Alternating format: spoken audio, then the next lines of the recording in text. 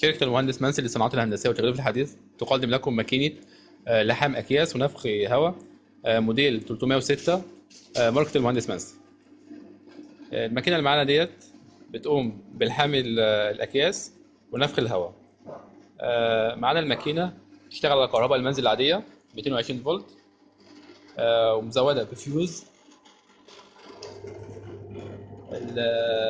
بتحمي الماكينة من ارتفاع التيار الكهربائي.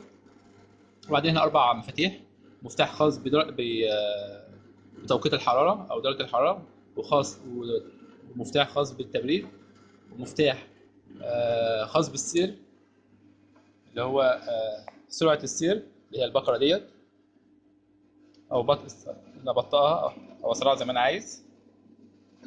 ومفتاح خاص بالأور اللي هو الهواء اللي أقدر أستخدمه في الماكينة. دلوقتي هنقوم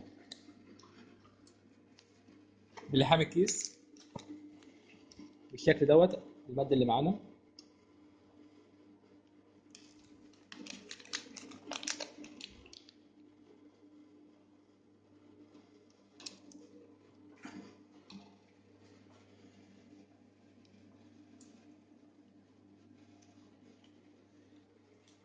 ادي اللحام بتاعنا. ممكن نخليه من ملي ونص ل 3 سنتي. ادي اللحام بدون هواء.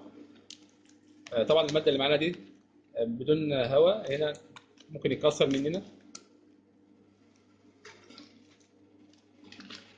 هنا معانا شيبسي.